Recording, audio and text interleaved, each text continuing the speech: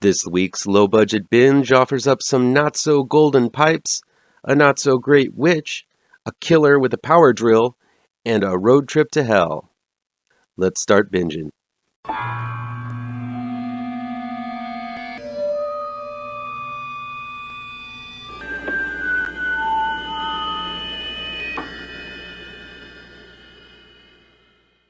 Welcome back to ML Miller Frights, a part of the Kings of Horror Network. I'm ML Miller. While you might be watching this video on the Kings of Horror Network, I urge you to click over to my ML Miller Frights YouTube page and give it a like. Please share with all of your buddies. Click subscribe to this channel, and don't forget to ring that bell for notifications. Pipeline is new on-demand and digital download from Wild Eye Releasing. It's written and directed by Emily Aguilar. Editor's note: I couldn't find any pictures for Pipeline, so I had to make do with some stock photos of pipes. Enjoy. A group of 20-somethings rent out a house for the weekend to do the usual: party, drink, sex, more partying. But unbeknownst to them, there's a monster living in the piping system with an insatiable appetite for human flesh. Pipeline's heart is in the right place. It's just a very low-budget film, and I support those types of films as long as the intent behind making the film feels genuine. And there is a genuine feeling of an understanding of what is scary, and it shows up a few times in some key scenes. While there never really is a reveal of what the monster is that haunts the pipes of this old home, writer-director Emily Aguilar shows snippets of a dark figure, cloaked in shadows and making strange noises in a very effective way. So while they might not have had money to spend on actors of the highest quality, lighting of the highest quality, and sound of the highest quality, at least the director had the good sense to know how to light the monster with the sense of mystery. She played to her strengths, which is what low-budget films should do. Watching the film, it really felt like the filmmaker had seen and appreciated a lot of horror. It just doesn't really translate all too well here. This is mainly because of the very slow pace, a focus on unnecessary plot points, and a script that feels kind of listless. Scenes go on for way too long, and it feels like the actors don't know when the director is going to yell cut, so they just kind of linger in the frame. This is the kind of stuff that would be cut out of most films, but I felt a lot of Pipeline could have used a tighter edit, and the whole film could have worked a lot more effectively. I love indie horror, and while it seems like this filmmaker does too, Pipeline needs some work. Hopefully, future efforts will pay a little more attention to pacing. There might be an edit of Pipeline in there that is actually salvageable, but as is, the film didn't quite work for me. Bad Witch is new on demand and digital download from Gravitas Ventures. It's directed by Victor Fink and Joshua Land and written by James Hennigan. Chris Kozlowski plays Xander, who isn't a wizard or a warlock, he's a witch.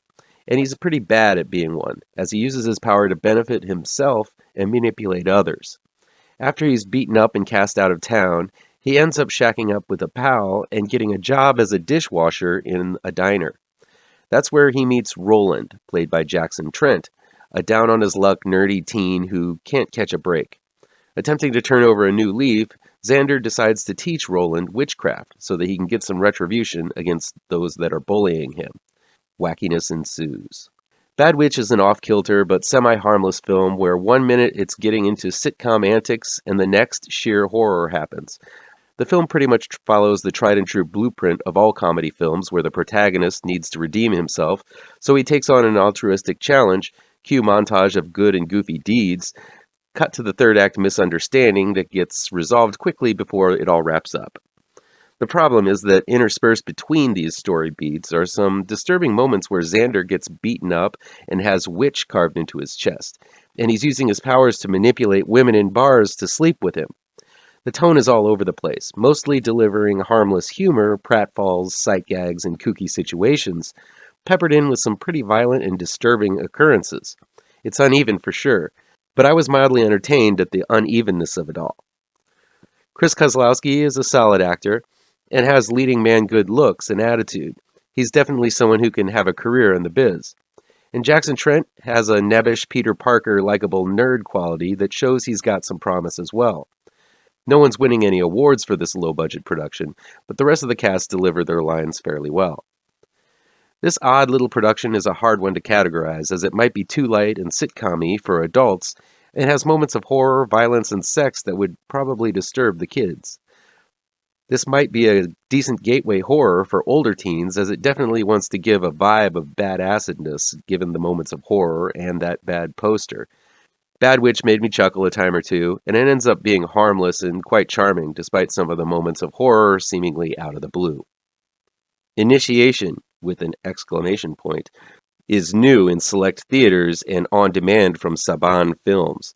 It's directed by John Berardo and written by John Berardo, Brian Frager, and Lindsay LaVanchy. After a young pledge to a sorority gets drunk and may have been sexually assaulted at a frat party, a masked killer begins murdering anyone associated with the assault. Co-writer Lindsay LaVanchy plays Ellery, sister to one of the frat boys accused of the assault, and big sister to the pledge who was assaulted. She finds herself in the middle of the masked murderer's rampage and trapped in a school building with him with no chance of escape. Oh, Initiation, with an exclamation point. I think it really wants to be the next incarnation of Scream. It certainly tries extremely hard to be that. The problem is that the film is so caught up in multiple issues like date rape, binge drinking, colleges protecting well-to-do students from prosecution, and other social issues that it forgets to remember to be entertaining. No, not all films need to thrill at every minute, but this is advertised as a slasher film, and there's not really a hint of slash until the 40-minute mark, and only a 3-person body count to boot. Instead, there's a tedious amount of time developing the relationships between Ellery and her brother Wes, played by Froy Gutierrez, the various relationships between the cast of sorority and frat boy types, the college trying to cover up the assault, and the initial scene where the pledge may or may not have been assaulted.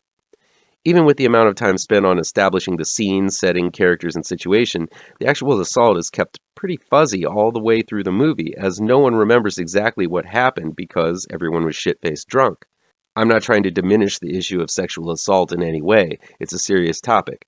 But nights where nobody remembers what happened was just called Thursdays back when I was in college. But that was a different time, I guess. In Initiation, while it's implied that the pledge has been taken advantage of, there's never any real confirmation that it actually happened. Even the pledge herself doesn't know for sure. This makes for a meandering and ultimately vague first half hour of a rather short film. When the slashing begins, it's potent. I like the way the killer runs through the hallways of the school and frat houses and savagely attacks its victims in a very Ghostface fashion. I really dig the fact that the killer uses a power drill to drive long metal screws into the body of those who may have been part of the assault. A metaphor I noticed and appreciated, since those attacks are a result of someone possibly being screwed against their will. These scenes are extremely effective, and once the stalking and killing begins, the film kicks into gear in a powerful way. It just takes its sweet-ass time to become an actual slasher. You have to sift through a lot of frat and sorority shenanigans before you get to the good stuff. The other problem is that the story focuses on the wrong protagonist. Sure, Lindsay LaVanchy is a decent actress, and her character has ties to the assault because her brother was involved, but it's a degree of separation away from the actual person who was assaulted that muddies the waters. The film should have focused on the pledge who was assaulted, but she is barely a part of the main story and only serves as sort of a sidekick to LaVanchy. The emotional turmoil LaVanchy's Ellery experiences is okay, but the story is about a frat assault, and the victim of that assault should have taken center stage, not the co-writer of the film. Because she doesn't, the revelation of who the killer is and the arduous trauma Ellery and the pledge endure feel disconnected and not as impactful as it would have been had the assault survivor been the main focus. Somewhere, sometime, I'll write something about the evolution of cell phones in horror films. In a lot of them, setting the films in the woods or some remote area takes care of the cell phone problem, and then relies on the human drama to unfold. Others set the story in a time before cell phones existed. In Initiation, cell phones exist. They exist hard. The new trend is using cell phones and social media in them as a member of the cast itself, and it is as annoying and intrusive as it is getting repeated phone calls in the middle of a movie. Every character is on their phone, texting, posting, liking, taking pics, friending, sexting, using it as a flashlight, or whatever else you want to do on the phone these days. The messages are shown physically on screen in front of each character and makes for a sort of window into their inner thoughts. While it does function as an accurate portrayal of our cell phone addicted culture, it doesn't make for compelling cinema. Sure, it allows us to see the inner monologue between characters, but it serves at its least intrusive to be an annoyance since most of the posts don't really add to the story, or at its worst as a means to dump exposition. But exposition is still exposition, whether a character is vomiting it up verbally or texting it out to someone. All of it can be better represented, played out in the scene. Maybe it's just me showing my age, but I'm as guilty of texting and communicating on various online avenues as anyone else. So I don't think so. It just doesn't work in this film, especially when it's given such a large role as it is in Initiation. Initiation has some strong moments of scream-like slasher action, but the action takes way too long to get going, and the story is unfocused on what really should have mattered and who it mattered to. Finally, we have Threshold. It's new in select theaters from Arrow Films. It's directed by Powell Robinson and Patrick Robert Young, and written by Patrick Robert Young. Leo, played by Joey Millen, is called away from his wife and child to check in on his sister Virginia, played by Madison West, who has a history of drug addiction and has gone missing. Once he tracks her down, Leo finds out that Virginia is not strung out, but has been cursed and spiritually connected to a stranger by a cult who told her they would be able to help with her addiction. So Leo and Virginia take to the road to track down this strange man she is connected to and the cult that cast the spell. I liked Threshold. I really did. The characters are very interesting. The relation between the two of them were fun and worth investing in.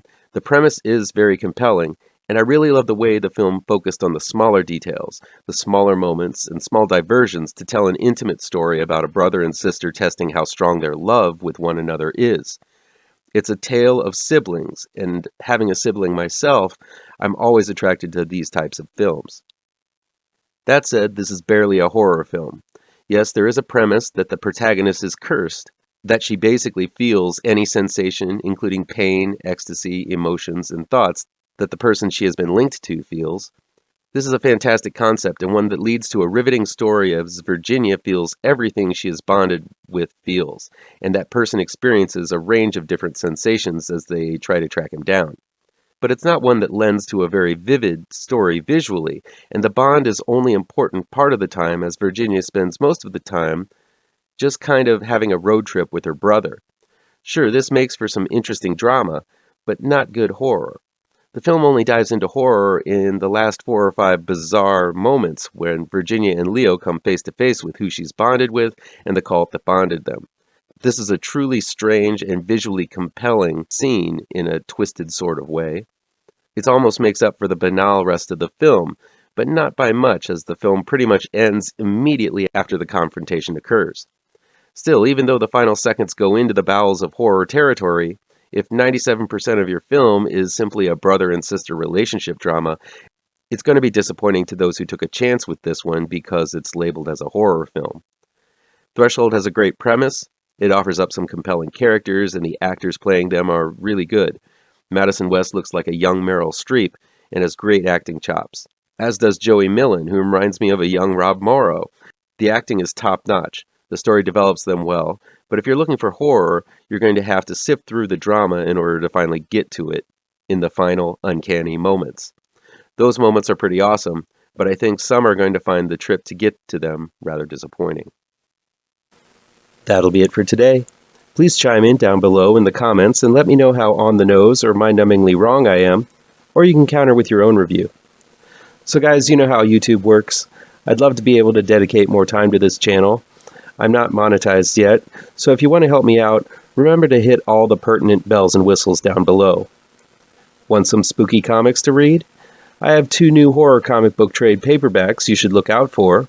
Both Gravetrancers and Pirouette, collecting never-before-published issues, can be found in only the finest of comic book shops.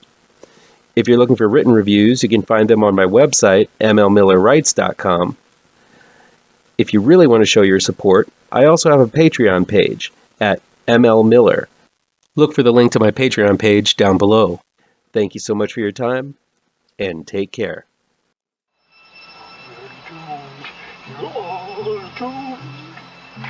You're doomed.